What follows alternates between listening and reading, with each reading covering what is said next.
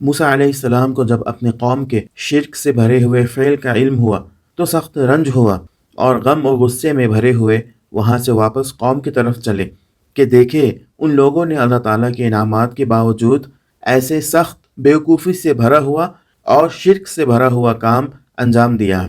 غم اور پریشانی، رنج اور غصہ آپ کو بہت آیا۔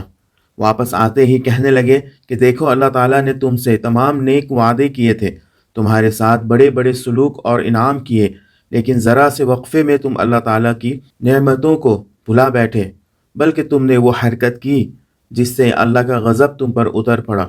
تم نے مجھ سے جو وعدہ کیا تھا اس کا کچھ بھی لحاظ نہ رکھا۔ اب بنی اسرائیل معذرت کرنے لگے کہ ہم نے یہ کام اپنی اختیار سے نہیں کیا، بات یہ ہے کہ جو زیور ہمارے پاس تھے ہم نے بہتر یہی سمجھا کہ انہیں پھینک دیں، چنانچہ ہم نے سب کے سب پھینک دیے۔ الحمدللہ رب العالمین والصلاة والسلام علی رسولہ الامین، اما بعد۔ السلام علیکم ورحمۃ اللہ وبرکاتہ۔ میں محمد عامر سورہ طٰہٰ کی تفسیر لے کر حاضر ہو چکا ہوں۔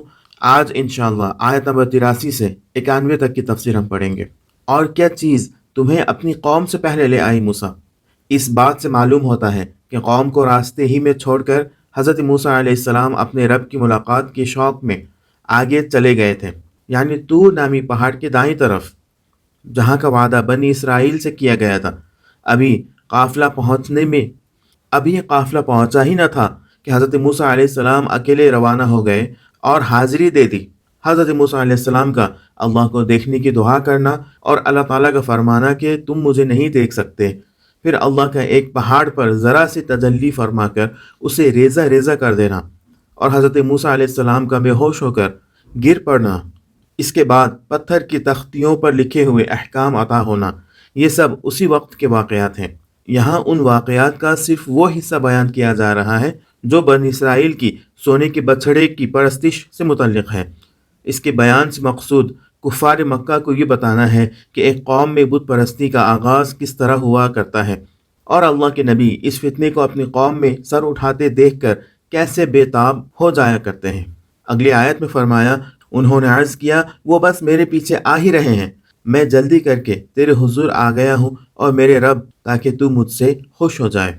اس کے بعد اللہ نے فرمایا، اچھا تو سنو، ہم نے تمہارے پیچھے تمہاری قوم کو آزمائش میں ڈال دیا اور سامری نے انہیں گمراہ کر ڈالا۔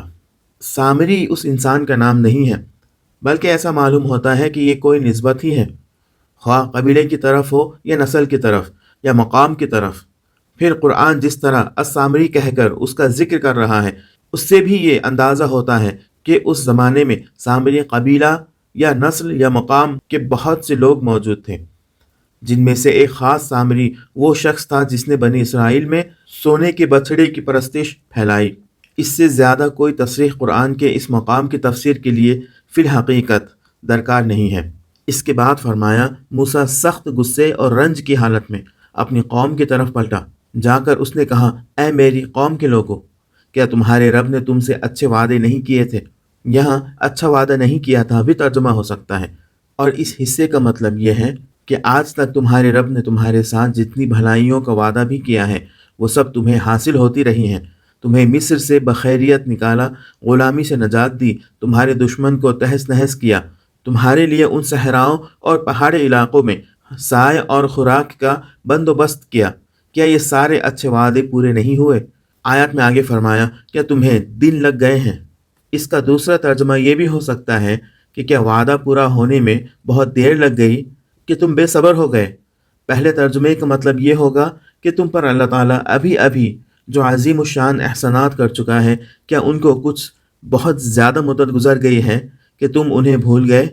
کیا تمہاری مصیبت کا زمانہ اتنا وقت پہلے گزر چکا ہے کہ تم ابھی سے بہکنے لگے؟ دوسرے ترجمے کا مطلب صاف ہے کہ ہدایت نامہ عطا کرنے کا جو وعدہ کیا گیا تھا اس کے وفا ہونے میں کوئی تاخیر تو نہیں ہوئی ہے جس کو تم اپنے لیے عذر اور بہانہ بنا سکو۔ اس کے بعد آیت میں فرمایا، کیا تم اپنے رب کا غضب ہی اپنے اوپر لانا چاہتے تھے کہ تم نے مجھ سے وعدہ خلافی کی؟ اس سے مراد وہ وعدہ ہے جو ہر قوم اپنے نبی سے کرتی ہے، اس کے اتباع کا وعدہ، اس کی دی ہوئی ہدایت پر ثابت قدم رہنے کا وعدہ، اللہ کے سوا کسی کی بندگی نہ کرنے کا وعدہ۔ اگلی آیت میں فرمایا انہوں نے جواب دیا ہم نے آپ سے وعدہ خلافی کچھ اپنے اختیار سے نہیں کی۔ معاملہ یہ ہوا کہ لوگوں کے زیورات کے بوجھ سے ہم لد گئے تھے اور ہم نے بس ان کو پھینک دیا تھا۔ یہ ان لوگوں کا عذر تھا جو سامری کے فتنے میں مبتلا ہوئے۔ ان کا کہنا یہ تھا کہ ہم نے زیورات پھینک دیے تھے، نہ ہماری کوئی نیت بچھڑا بنانے کی تھی، نہ ہمیں معلوم تھا کہ کیا بننے والا ہے۔ اس کے بعد جو معاملہ پیش آیا وہ تھا ہی کچھ ایسا کہ اسے دیکھ کر ہم نے شرک اختیار کر لیا۔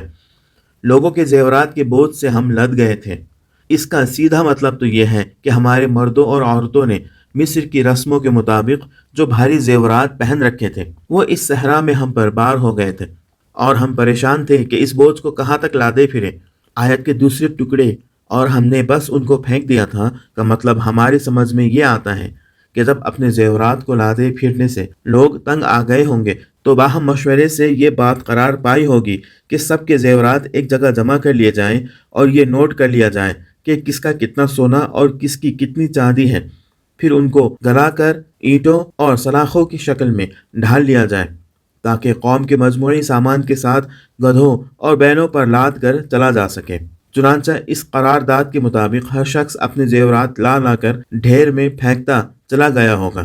یہاں سے 89 آیت تک کی عبارت پر غور کرنے سے صاف محسوس ہوتا ہے کہ قوم کا جواب پھینک دیا تھا پر ختم ہو گیا ہے، اور بات کی یہ تفصیل اللہ تعالیٰ خود بتا رہا ہے۔ اس سے صورت واقعہ یہ معلوم ہوتی ہے کہ لوگ پیش آنے والے فتنے سے بے خبر اپنے اپنے زیور لا لا کر ڈھیر کرتے چلے گئے، اور سامری بھی ان میں شامل تھا۔ بعد میں زیور گلانے کی خدمت سامری نے اپنے ذمے لے لی اور کچھ ایسی چال چلی کہ سونے کی اینٹیں یا سلاخیں بنانے کے بجائے ایک بچھڑے کی مورت بھٹی سے برآمد ہوئی جس میں سے بیل کی سی آواز نکلتی تھی۔ اس طرح سامری نے قوم کو دھوکہ دیا اور کہا کہ میں تو صرف سونا گلانے کا قصوروار ہوں، یہ تو تمہارا خدا ہے جو اس شکل میں آیا ہوا ہے۔ اس کے بعد والی آیت میں فرمایا اور ان کے لیے ایک بچھڑے کی مورت بنا کر لایا جس میں سے بیل کی سی آواز نکلتی تھی۔ لوگ پکار اٹھے یہی ہے تمہارا خدا، اور موسیٰ اسے بھول گئے۔ اس کے بعد والی آیت میں کہا کیا وہ دیکھتے نہ تھے کہ نہ وہ ان کی بات کا جواب دیتا ہے اور نہ ان کی نفع اور نقصان کا کچھ اختیار رکھتا ہے۔ پھر اگلی آیت میں فرمایا ہارون پہلے ہی ان سے کہہ چکا تھا کہ لوگو تم اس کی وجہ سے فتنے میں پڑ گئے ہو، تمہارا رب تو رحمان ہے، بس تم میری پیروی کرو اور میری بات مانو۔ اور آج کی آخری آیت میں یہ کہا گیا ہے مگر انہوں نے اس سے کہہ دیا کہ ہم تو اسی کی پرستش کرتے رہیں گے جب تک کہ موسیٰ واپس نہ آ جائے۔ مفسرین نے یہاں یہ بیان کیا ہے جب موسیٰ علیہ السلام کو کوہ طور کی طرف گئے ہوئے 35 دن گزر گئے تو سامری نے اپنا کام شروع کر دیا اور بنی اسرائیل سے کہا کہ وہ تمام زیورات جمع کریں۔ 38ویں دن انہیں بھٹی میں ڈالا اور پگھلا کر اس سے سونے کا بچھڑا بنا دیا، اور 39ویں دن انہیں اس کی پرستش کی دعوت دی، اور بہت سارے لوگوں نے اسے قبول کر لیا، اور ایک روز بعد یعنی 40ویں دن گزرنے پر موسیٰ علیہ السلام واپس آ گئے۔ لیکن بہرحال ہارون علیہ السلام تقریباً 12,000 ثابت قدم مومنین کی اقلیت کے ساتھ اس قوم سے الگ ہو گئے، جبکہ جاہل اور ہٹ دھرم اکثریت اس بات پر آمادہ ہو چکی تھی کہ انہیں قتل کر دے۔ آج کے لیے اتنا ہی۔ اللہ رب العزت سے دعا ہے کہ اللہ تعالی ہمیں قرآن کو پڑھنے، سمجھنے اور اس کے مطابق اپنی زندگی گزارنے کی توفیق عطا فرمائے۔ آمین۔ وآخر دعوانا ان الحمد للہ رب العالمین۔ السلام علیکم ورحمۃ اللہ وبرکاتہ۔